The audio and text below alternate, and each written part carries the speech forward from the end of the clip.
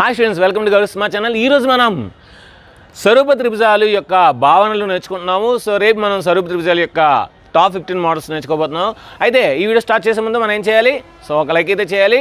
So ఒక like చేయండి, నేను ఇంకా స్టార్ట్ చేస్తాను. చాలా ఇంపార్టెంట్ అండి త్రిబుల్ ఐటీకి. ఇందులో మంచి కాన్సెప్ట్స్ ఉన్నాయి. ఈ కాన్సెప్ట్ నుండి మనకి బిట్స్ వచ్చే అవకాశాలు అయితే చాలా మెండుగా ఉన్నాయి. ఇంకా ఆలస్యం చేయకుండా వీడియోని స్టార్ట్ చేద్దాం. స్వరూప త్రిభుజాలు భావనలు. త్రిభుజము అంటే ఏంటి? మూడు భుజాలు కలిగిన బహుభుజిని త్రిభుజం అంటారు. మూడు భుజాలు కలిగిన బహుభుజిని త్రిభుజం అంటారు. అయితే మూడు భుజాలు కలిగిన బహుభుజిని త్రిభుజం అంటారు.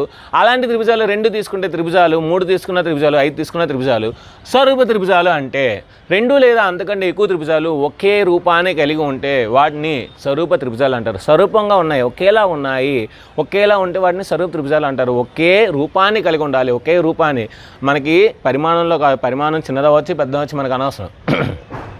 ఒకే రూపాన్ని కలిగి ఉంటే వాటిని స్వరూప త్రిభుజం. ఇప్పుడు ఇద్దరు కవలలు ఉన్నారు ఇద్దరు. సో ఆ కవలలో ఒకరు పొట్టోలో ఒకరు పొడవ, కానీ చూడడానికి ఇద్దరం ఒకేలా ఉన్నారు. అప్పుడు ఏమంటాం? స్వరూపంగా ఉన్నామంటాం. అంతే కదా, సర్వసమానంగా అని చెప్పాం. ఎందుకంటే స్వరూపంగా ఉన్నాయి, ఇద్దరం ఒకేలా ఉన్నారు అంటాం. ఇప్పుడు 2 అగ్గిపెట్టెలు తీసుకున్నాం ఒకే కంపెనీవి. సో 2 ఒకేలా ఉంటాయి. 2 ATM కార్డులు తీసుకున్నాం, 2 ఒకేలా ఉంటాయి. కానీ సో అవి సర్వసమానంగా, ఎందుకంటే దీని నెంబర్స్ వేరు, దాని నెంబర్స్ వేరు. సో అంటే చూడడానికి 2 ఒకేలా ఉంటాయి అన్నమాట. ఇప్పుడు మనం చెవిలీలు రింగ్ పెట్టుకుంటాం, 2 ఒకేలా ఉంటాయి. అవి 2 స్వరూపము సర్వసమానం, ఎందుకంటే చూడడానికి ఒకేలా ఉంటాయి, పరిమాణాలు కూడా ఒకటే ఉంటాయి. ఇక్కడ చిన్నది ఇక్కడ పెద్దది పెట్టుకోం కదా. సో అలాగన్నమాట. సో అంటే చూడడానికి 2 ఒకేలా ఉండే త్రిభుజాలు, వాటిని స్వరూప త్రిభుజాలు అంటారు. అయితే 2 త్రిభుజాలు స్వరూప త్రిభుజాలు అయితే ఇక్కడ మనకి చిన్న ధర్మాలు ఉన్నాయి. ఆ ధర్మాలు చూద్దాం. చూడండి, నేను 2 త్రిభుజాలు అయితే డ్రా చేస్తున్నాను. ఇది ABC త్రిభుజము, ఇది PQR త్రిభుజము. ఇప్పుడు ఈ 2 త్రిభుజాలు చూడడానికి ఒకేలా ఉన్నాయి కదా, కనుక వీటిని ఏమంటాం? స్వరూప త్రిభుజాలు అంటాం. అయితే ఎప్పుడైనా 2 త్రిభుజాలు స్వరూప త్రిభుజాలు అయితే దాన్ని మనం ఇలాగా సూచిస్తాం అన్నమాట. త్రిభుజం ABC ఈజ్ సిమిలర్ టు త్రిభుజం PQR ఈజ్ సిమిలర్ టు అంటమాట. త్రిభుజం ABC అనేది త్రిభుజం PQRకి స్వరూపంగా ఉంది. దీని అర్థం స్వరూపంగా ఉంది. ఎప్పుడైతే 2 త్రిభుజాలు స్వరూప త్రిభుజాలు అయ్యాయో వాటి యొక్క సదృశ్య కోణాలు సమానం. అంటే ఇక్కడ A ఉంది కదా, ఇక్కడ P ఉంది కదా, అంటే angle A is equal to angle P. ఇక్కడ B ఉంది కదా, ఇక్కడ C ఉంది కదా, ఇక్కడ Q ఉంది కదా, angle B is equal to angle Q. ఇక్కడ C ఉంది కదా, అంటే ఇది 2వ యాంగిల్, ఇది 3వ యాంగిల్. సో ఇక్కడ Q ఉంది, ఇక్కడ R ఉంది కదా, 3వ మాట, angle C is equal to angle R. అంటే 2 త్రిభుజాలు స్వరూపాలు అయితే అందులో మొదటి ధర్మం ఖచ్చితంగా వాటి యొక్క సదృశ్య కోణాలు సమానం.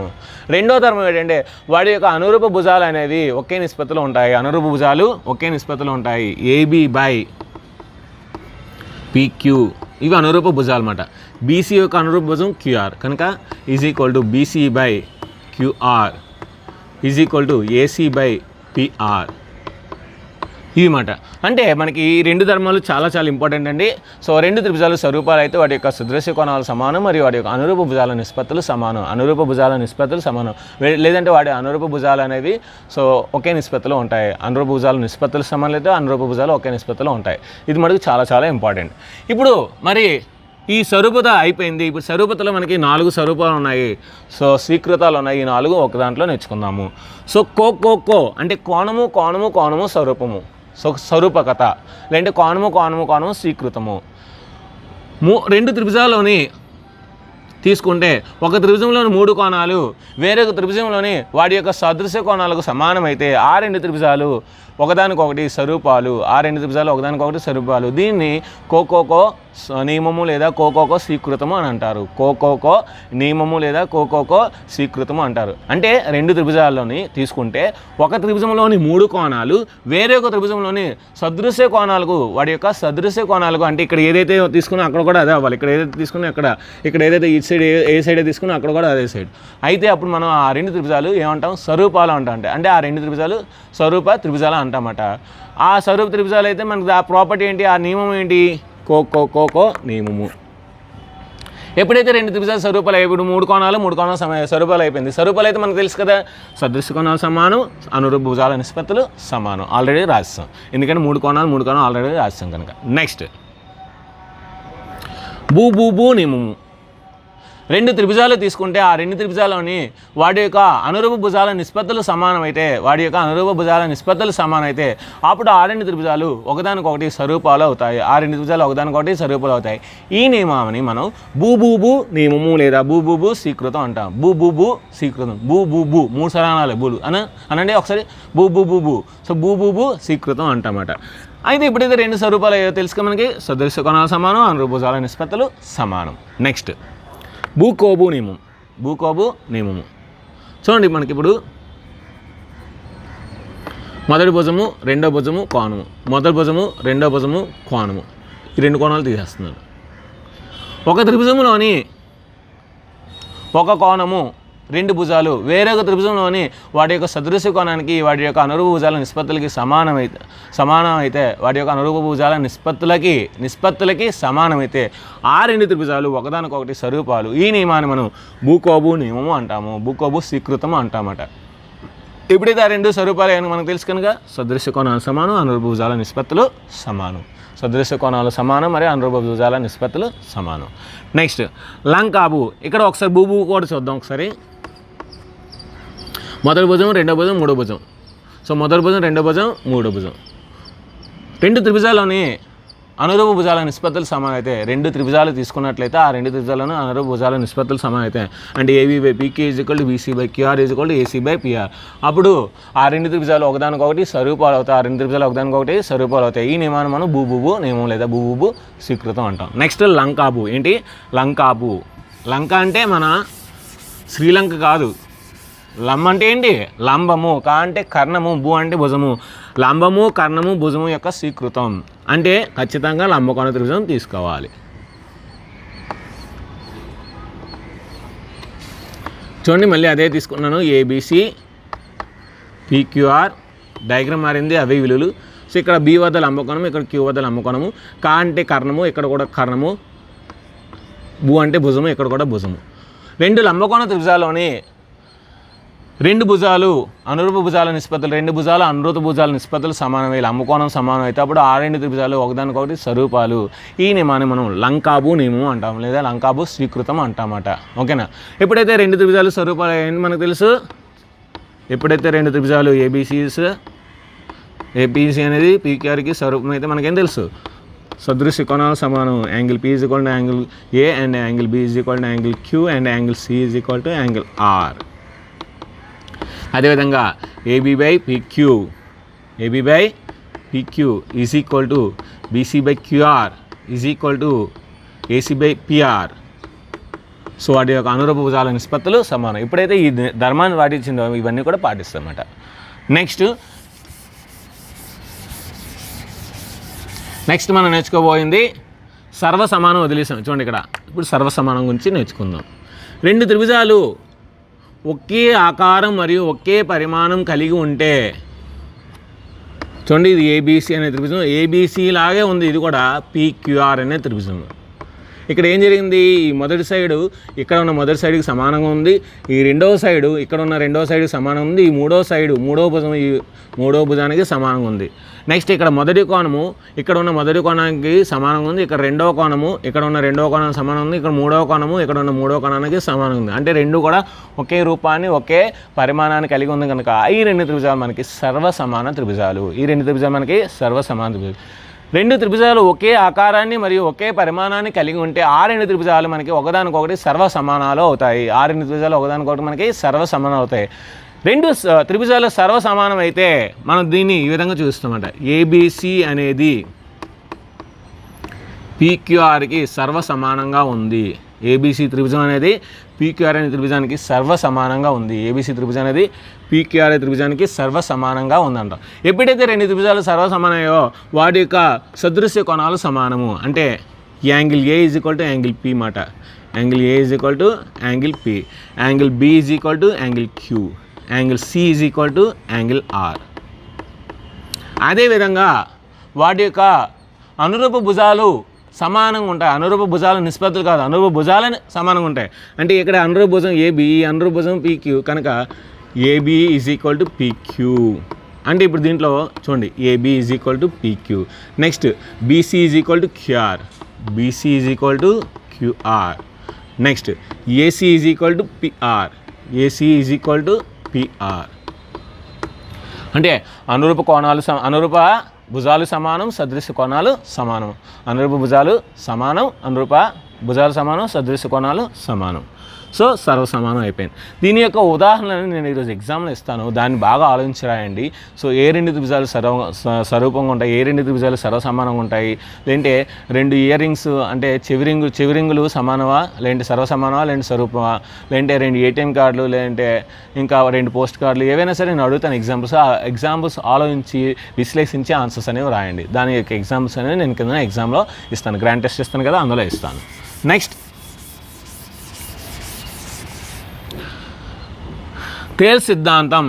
దీన్నే మనం ప్రాథమిక అనుపాత సిద్ధాంతం అని కూడా అనొచ్చు.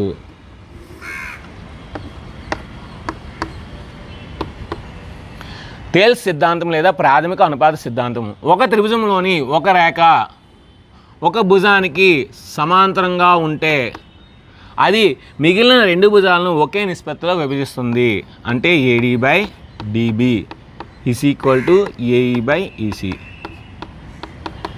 ఒక త్రిభుజంలోని ఒక రేఖ ఒక భుజానికి సమాంతరంగా ఉంటే అది మిగిలిన రెండు భుజాలను ఒకే నిష్పత్తిలో ఖండిస్తుంది.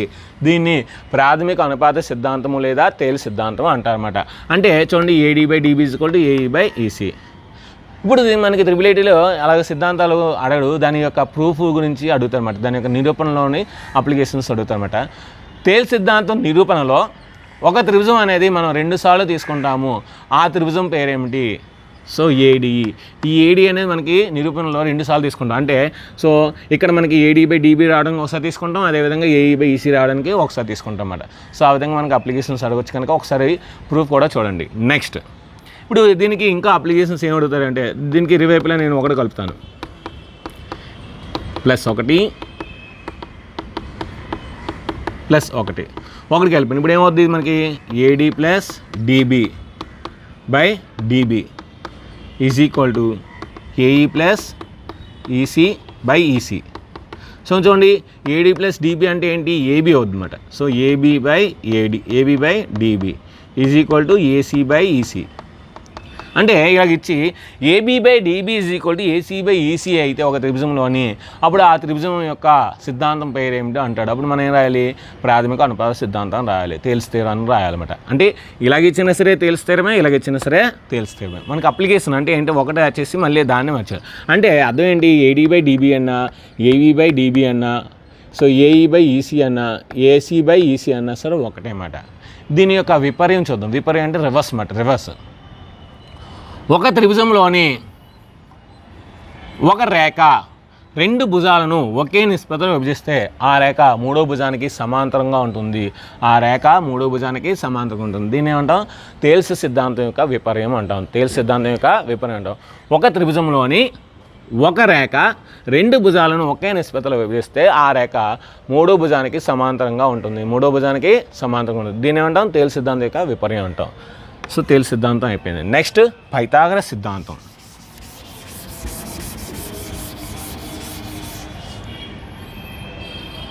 పైథాగరస్ సిద్ధాంతం అంటే ఏంటి తీసుకోవాలి? మనం లంబకోణ త్రిభుజం తీసుకోవాలి. ఏం తీసుకోవాలి? లంబకోణ త్రిభుజం.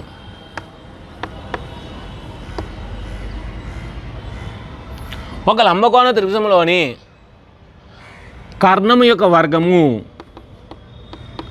మిగిలిన 2 భుజాల వర్గాల మొత్తానికి సమానం అయితే, మిగిలిన 2 భుజాల వర్గాల మొత్తానికి సమానం అయితే దానిని పైథాగరస్ సిద్ధాంతం అంటాము.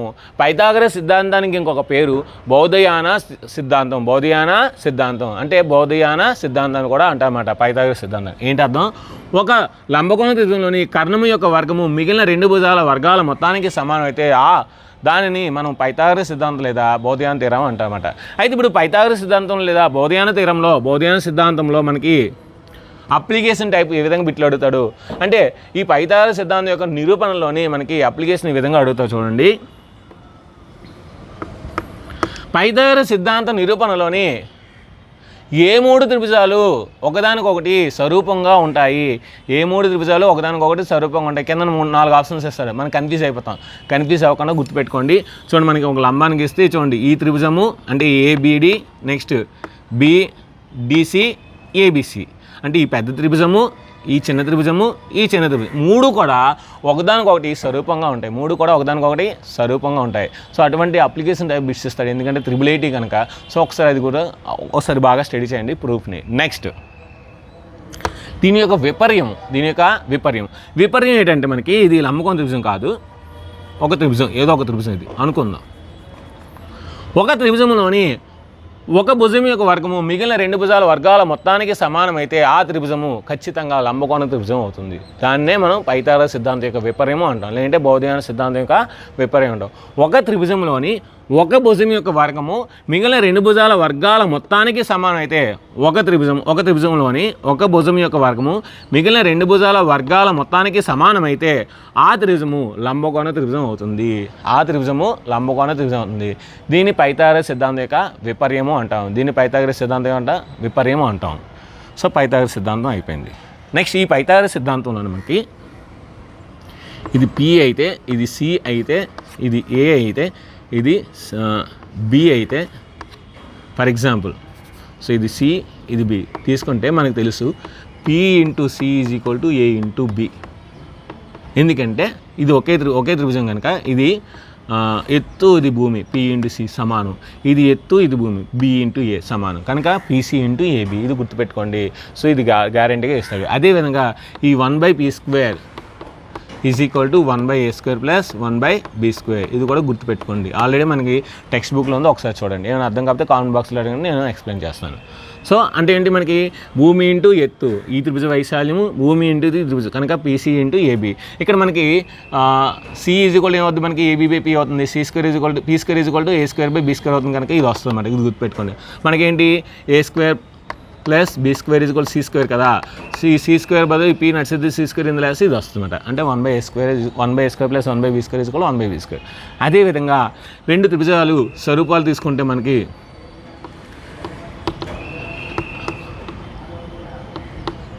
రెండు స్వరూప త్రిభుజాల వైశాల్యాల నిష్పత్తి అనేవి వాటి యొక్క అనురూప భుజాల వర్గాల నిష్పత్తికి సమానం. అంటే AB²/PQ² is equal to BC²/QR². అది AC² is equal to PR². అంటే రెండు స్వరూప త్రిభుజాల వైశాల్యాల నిష్పత్తి వాటి యొక్క అనురూప భుజాల వర్గాల నిష్పత్తికి సమానం. సో ఇది కూడా గుర్తుపెట్టుకోండి. నెక్స్ట్ మోర్ కాన్సెప్ట్ నిష్పత్తులు. ఏంటి నిష్పత్తులు?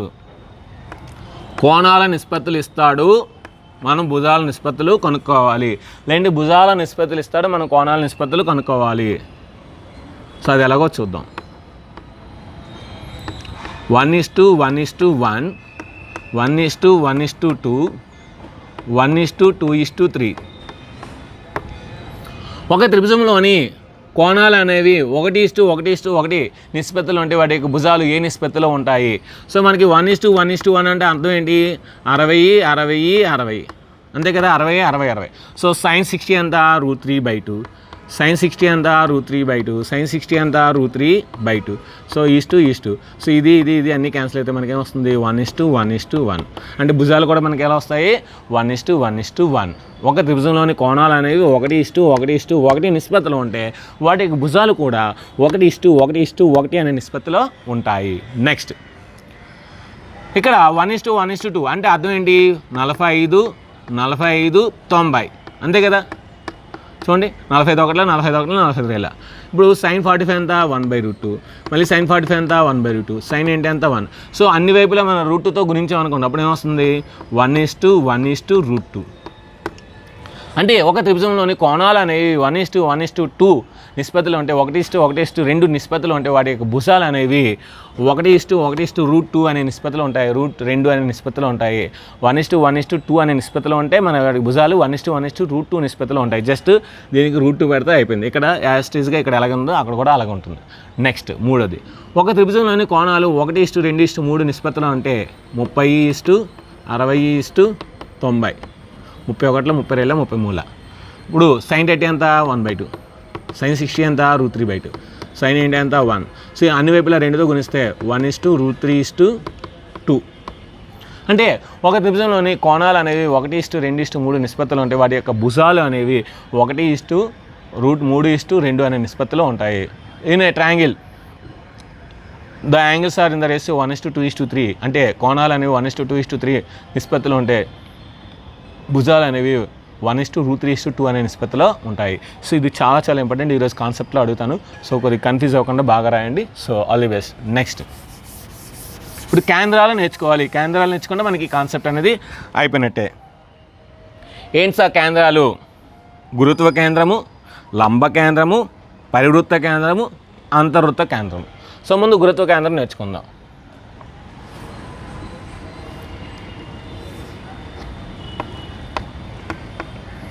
గురుత్వ కేంద్రం తెలియాలి అంటే మనకి మధ్యగతం తెలియాలి. ఒక త్రిభుజంలోని ఏదైనా ఒక శీర్షం నుండి ఎదుటి భుజం యొక్క మధ్య బిందువు గీసిన రేఖాఖండాన్ని ఆ త్రిభుజం యొక్క మధ్యగతం అంటారు. మధ్యగతం అంటే ఏంటి? ఒక త్రిభుజంలోని ఏదైనా ఒక శీర్షం నుండి ఎదుటి భుజం యొక్క మధ్య బిందువు గీసిన రేఖాఖండాన్ని ఆ త్రిభుజం యొక్క మధ్యగతం అంటారు. అంటే ఇది ఒక మధ్యగతం. ఎందుకని చూడండి, ఒక శీర్షం నుండి ఎదుటి భుజం యొక్క మధ్య బిందువు గీశాను. సో ఇది రేఖాఖండం అన్నమాట. సో దీన్ని ఏమంటాం? మధ్యగతం అంటామన్నమాట. నెక్స్ట్ అదేవిధంగా ఇది దీని యొక్క మధ్యగతం, అదేవిధంగా ఇది దీని యొక్క మధ్యగతం. అంటే ఎన్ని ఉంటాయి త్రిభుజానికి మధ్యగతాలు? 3 ఉంటాయి.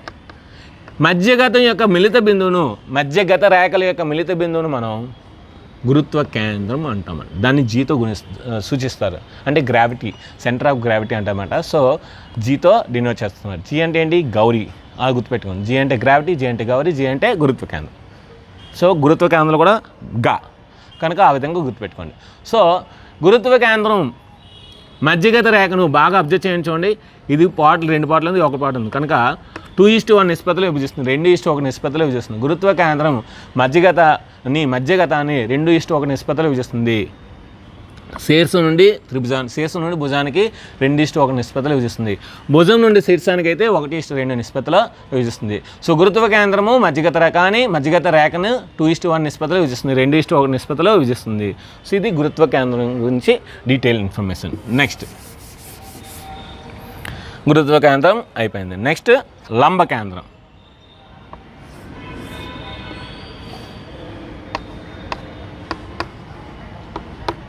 ఒక త్రిభుజంలోని శీర్షం నుండి ఎదుటి భుజానికి గీసిన లంబాన్ని లంబరేఖ అంటారు. ఒక త్రిభుజంలోని శీర్షం నుండి ఎదుటి భుజానికి గీసిన లంబాన్ని ఆ త్రిభుజం యొక్క లంబరేఖ అంటారు. దాన్నే త్రిభుజం యొక్క ఎత్తు అంటారు, లేదంటే దాన్ని త్రిభుజం యొక్క ఉన్నతి అంటారు. సో త్రిభుజం యొక్క ఉన్నతి అంటే ఏమిటి అని అడుగుతారు. అప్పుడు ఏంటని రాయాలి? ఒక త్రిభుజంలోని ఒక శీర్షం నుండి ఎదుటి భుజానికి గీసిన లంబాన్ని ఆ త్రిభుజం యొక్క ఉన్నతి అంటారు. సో అదేవిధంగా ఇదొక ఉన్నతి, ఇదొక ఎత్తు, ఇదొక లంబరేఖ. ఓకేనా?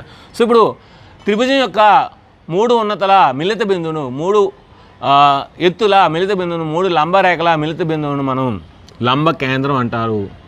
దీన్ని ఓతో సూచిస్తారు. సో బాగా అబ్జర్వ్ చేయండి, మనకి లంబరేఖలు 3. సో ఆ 3 ఎక్కడైతే ఖండించుకునే దాన్ని ఏమంటామో లంబ కేంద్రం అంటారు. సో ఉన్నతుల మిళిత బిందువును లంబ కేంద్రం అంటారు, ఎత్తుల మిళిత బిందువును లంబ కేంద్రం అంటారు, లంబాల మిళిత బిందువును లంబ కేంద్రం అంటారు అన్నమాట. సో ఇది లంబ కేంద్రం. నెక్స్ట్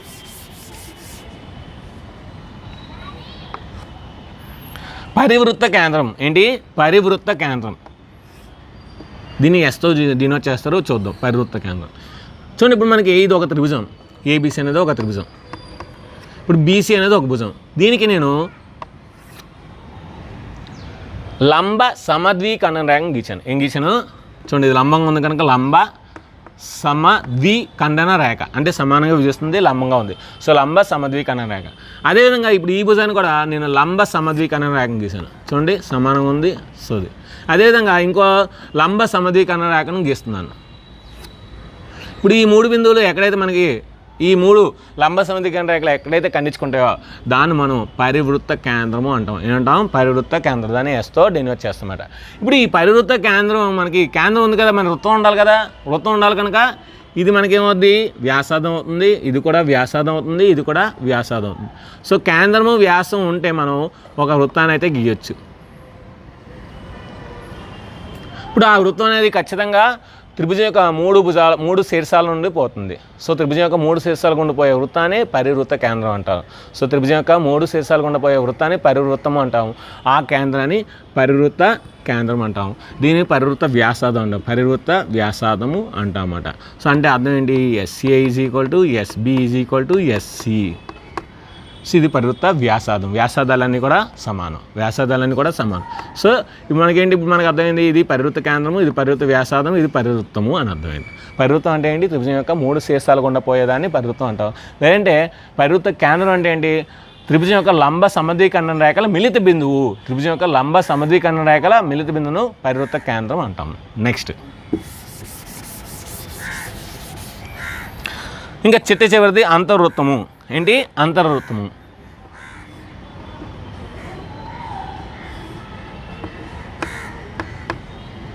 బాగా అబ్జర్వ్ చేయండి. ఇదేంటి? ఇది శీర్షము, ఇది శీర్షం, లేదంటే కోణము. ఒక త్రిభుజం యొక్క 2 కోణ సమద్వికర్ణ రేఖలు మరియు ఒక లంబ సమద్వికర్ణ రేఖ ఆ మిలిత బిందువును అంతర్వృత్త కేంద్రం అంటాం. ఏంటి? ఒక త్రిభుజం యొక్క 2 కోణ సమద్వికర్ణ రేఖలు మరియు ఒక లంబ సమద్వికర్ణ రేఖల మిలిత బిందువును ఆ త్రిభుజం యొక్క అంతర్వృత్త కేంద్రం అంటాం. ఒక త్రిభుజం యొక్క 2 కోణ సమద్వికర్ణ రేఖలు మరియు ఒక లంబ సమద్వికర్ణ రేఖల మిలిత బిందువును ఆ త్రిభుజం యొక్క అంతర్వృత్త కేంద్రం అంటాం అన్నమాట. ఓకే, ఇప్పుడు మనకి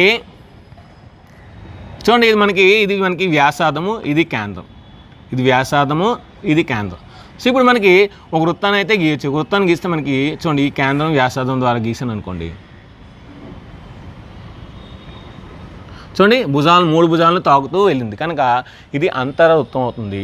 ఇది అంతర్వృత్త వ్యాసార్థం అవుతుంది. ఇది అంతర్వృత్త కేంద్రం అవుతుంది అన్నమాట. సో త్రిభుజానికి అంతర్వృత్త కేంద్రాలు అంతర్వృత్తాలు ఒకటే, అంతర్వృత్త కేంద్రం ఒకటే. ఇప్పుడు అదే త్రిభుజానికి ఏంటిది? కోణ సమద్వికర్ణ రేఖ, ఇది కూడా కోణ సమద్వికర్ణ రేఖ. సో ఇదేంటి? మనకి లంబ సమద్వికర్ణ రేఖ. సో ఈ 3 మనకి ఇక్కడ ఖండించుకున్నాయి. ఇప్పుడు ఇది మనం వ్యాసార్థంగా తీసుకొని మనం ఒక వృత్తానికి ఇస్తే సో ఈ విధంగా వస్తుందన్నమాట. ఇదేమవుతుంది? మనకి బాహ్య వృత్తము. ఇది అంతర్వృత్తం అయినప్పుడు ఇది బాహ్య వృత్తం. సో అలాగా త్రిభుజానికి దీన్ని ఐతో డినోట్ చేస్తారు. ఇది I1. సో ఇది ఇక్కడ ఒకటి వస్తుంది I2, ఇక్కడ ఒకటి వస్తుంది I3. అంటే త్రిభుజానికి అంతర్వృత్తాలు ఒకటైతే బాహ్య వృత్తాలు 3, త్రిభుజానికి అంతర్వృత్త కేంద్రాలు ఒకటైతే బాహ్య వృత్త కేంద్రాలు 3. సో ఈ విధంగా మీరు గుర్తుపెట్టుకోండి.